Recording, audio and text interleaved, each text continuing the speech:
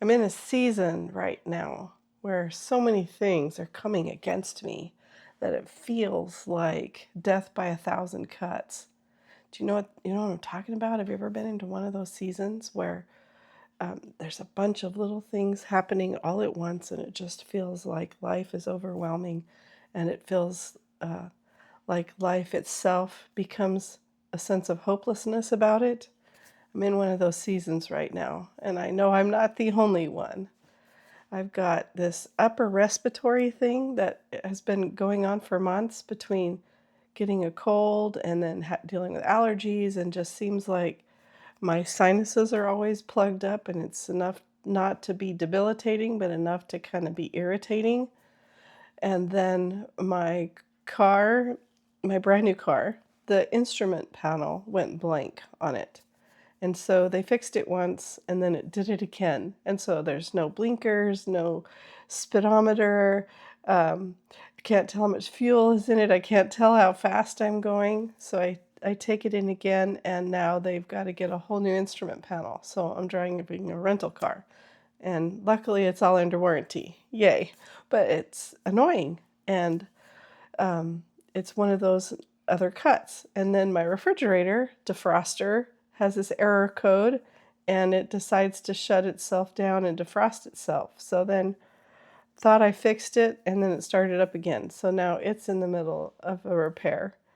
And dropped my phone in the toilet, and I thought they made phones now that are somewhat waterproof for a few minutes. Well, water got into the camera, and now there's condensation on the both front and back cameras. So I can't take pictures, can't take videos of myself. So I'm on my iPad right now.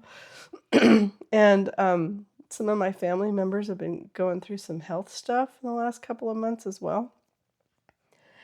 And then to top it, and some of my finances, one of my consistent and reliable sources of income has been challenging right now. And that's, you know, causes fear, of course.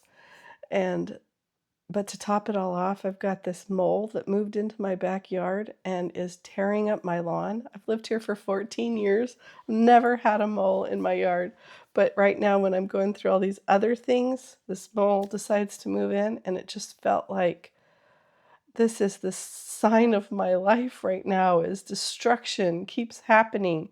And this mole is indicative of everything else going on in my life. It feels like this undermining and this destruction underground that keeps taking things away from me and causing a mess and causing problems.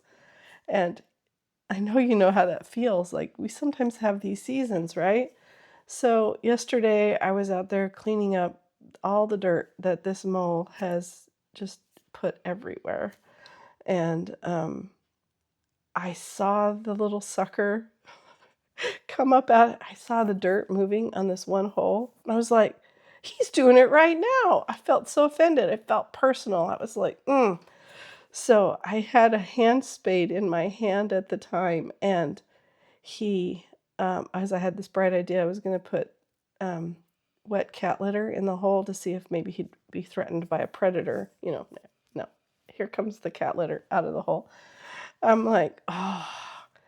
And so I waited for him to do it again. I took that hand spade. I went over to just stab it. I became a homicidal maniac.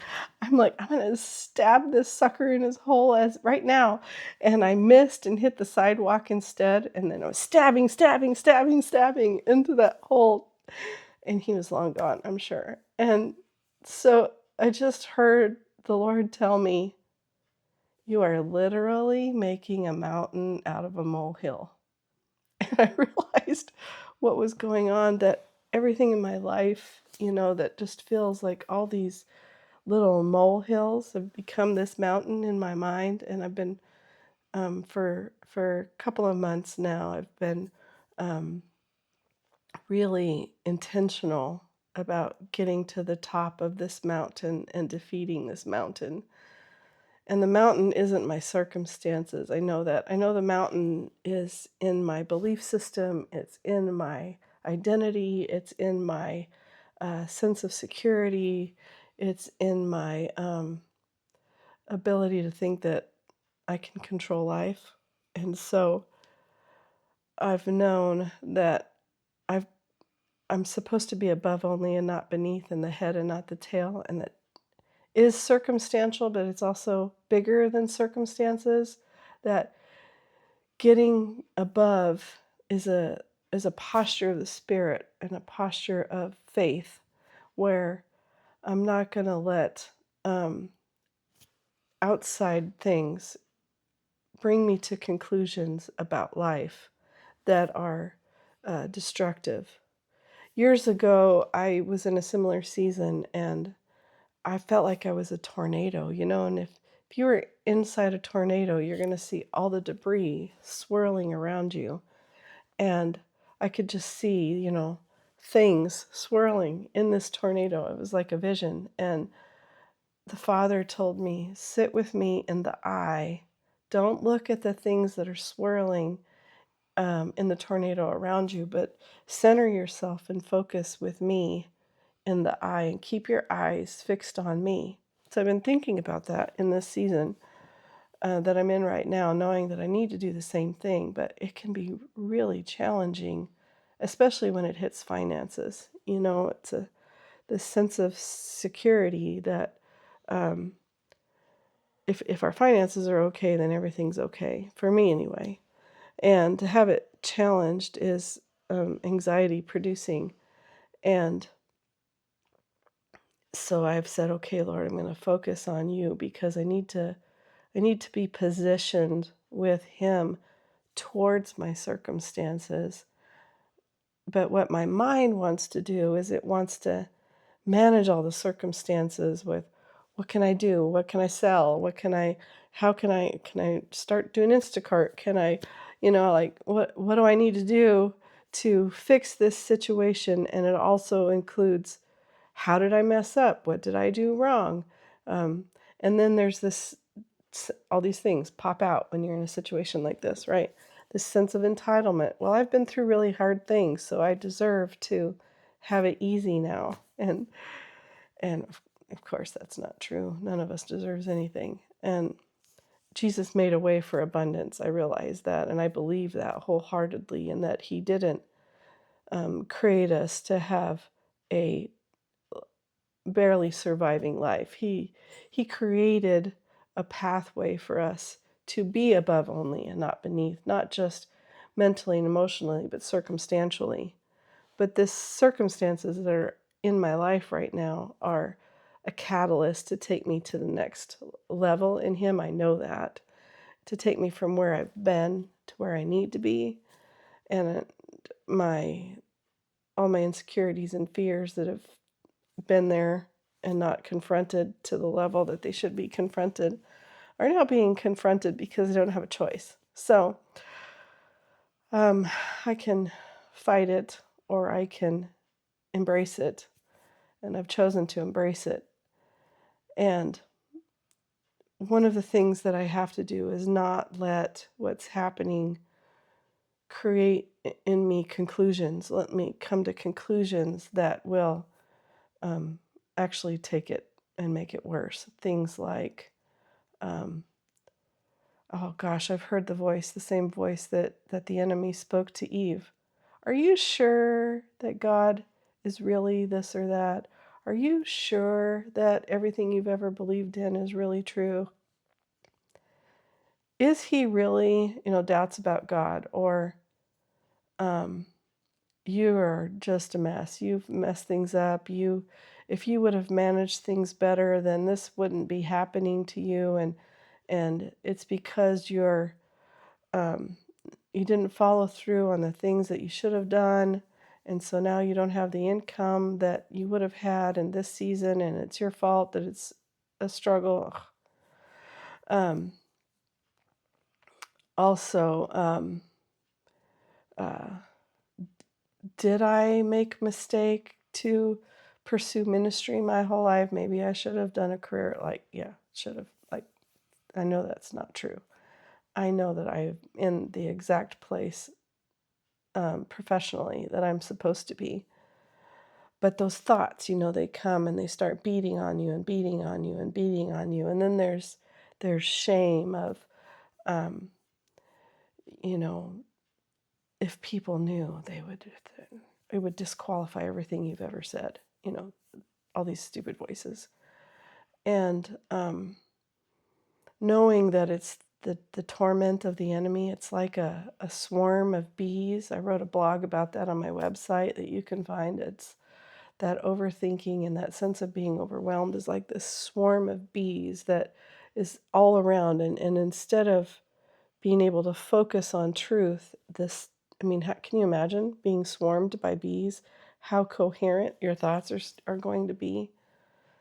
But it's in those times that we get anchored into truth, um, being in the center of the tornado and looking at life from connection, being in the swarm of bees, but silencing your mind enough to anchor into who the Lord is and what He's saying to you right now, to me right now, so that I can be anchored in that place, and from that place of wisdom and strength, look at all the situations in my life together and solve the things from His wisdom, not from my own wisdom.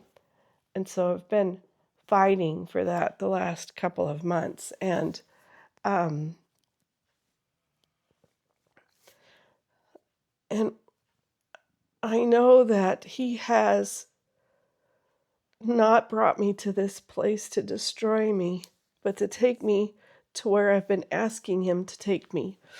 And one of those things is in advancing my ministry. And knowing that I'm being pushed into that right now is pulling up tons of anxiety. Like, I'm not enough. I'm too old. I'm not, don't, my message isn't all that valuable or important. Who do I think I am? Or there's all these younger voices that do social media or technology so much better than me. And who wants to listen to what I have to say?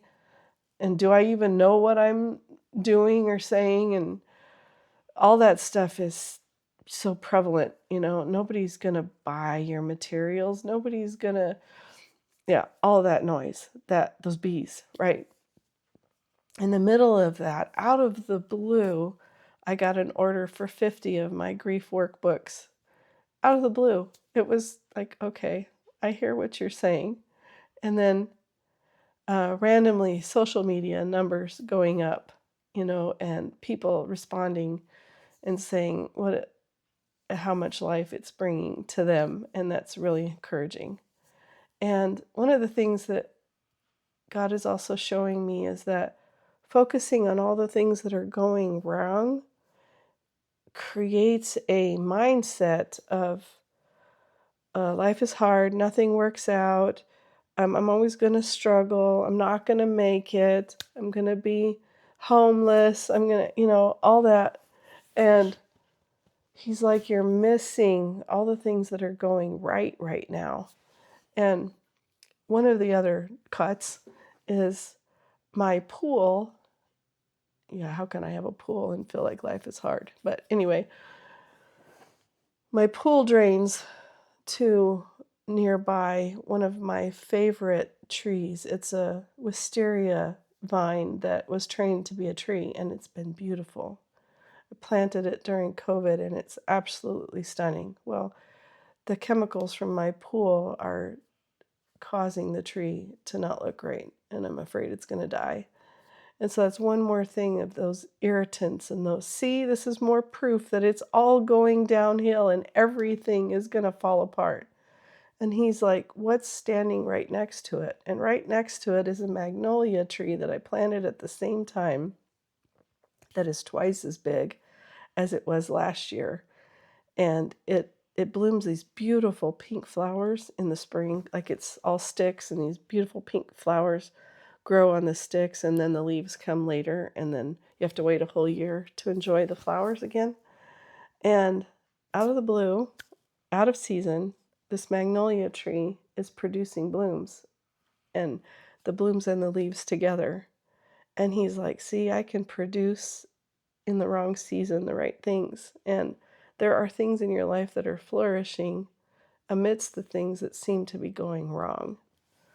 And so it's starting to shift my mindset and to bring hope. Um, and some of the things that I've been doing practically that you can do too is that figuring out how to center in Him and stop the noise is copious amounts of time in His presence. I play um, Joshua Mills instrumental music almost all the time because he plays prophetically, and I need the spirit realm to be infected with the kingdom, around me. I'm cut off almost all secular input because I need to fill with truth and life and hope and faith. And so I'm listening to specific voices in that vein. Um, Steve and Wendy Backlund, of course, their hope and joy message is life bringing. And their recent message about manna, that the manna ceased when it was time to move to a different source. Oh man, that was like right between the eyes for me. And then I've been listening to Marilyn Hickey's messages over and over again. She was such a woman of faith and believing crazy things. And God did crazy things in her ministry. And one of the things she says is, it's not over until I win. So, yes, it's not over until I win. And we cannot afford to be in a defensive posture when it comes to warfare, when it comes to life in general. When we're living on the defense, that's a powerless position. Getting to the offense is where power comes in, and power comes from a transformed mind, uh, a spirit man that's strong and alive and powerful, and a heart that's healed. And so going after all of those things because I want to get to the top of this mountain and make it mine, and you do too. Like, what options do we have? Are we going to let life defeat us and push us down and bury us? Really? Or are we going to fight with whatever it takes to get to the top of that mountain and to defeat the enemy and take that ground for our own lives, but also for those around us and for the kingdom? And so I know that that's the fight that I'm in right now. And I'm not going to let it win. And I'm going to keep fighting until I win. And I am winning.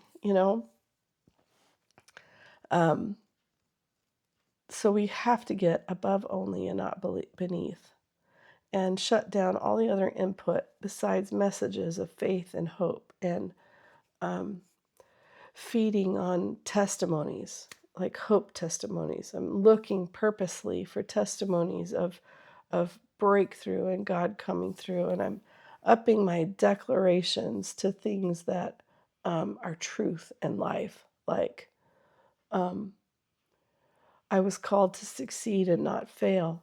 I am blessed to be a blessing, that um, I'm full of life and full of peace and full of hope and full of joy, that my finances flourish, that my ministry flourishes, that everything that is a part of my life flourishes. And I invite God into part of my heart healing, is inviting Him into the fear. Father, I invite you into this fear. Fear, I can't solve this fear on my own, and I can't try. If I try to navigate through it or try to defeat it or answer its demands, I'm only going to make it worse. So, Father, I invite you into the fear. Even if nothing changes, even if it feels the same, I keep inviting Him into it. I invite you into the anger of my situation and the frustration and the disillusionment of where I'm sitting. I need you into those places. Those are very real emotional spaces, that going through trials, that we find ourselves in these real emotional places, and we don't have to hide that from Him or be ashamed to have those feelings. We obviously can't sit in them and swim in them, because then we'll give ground to them, and it's twice as hard to get back up. But inviting him into it and saying, these are real things that I feel and I need you in it. And then letting him minister to those things in us. And he's been doing that with me.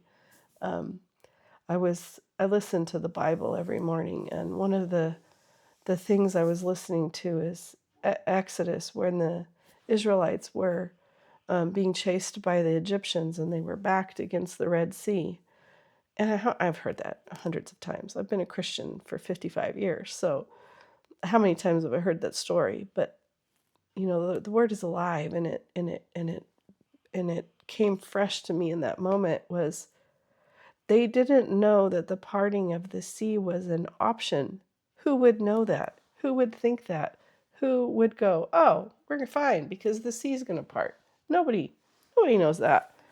But that was an option. And so and God was like, there are options in your life that you don't have the capacity to even think possible, that I am moving and making things happen for you.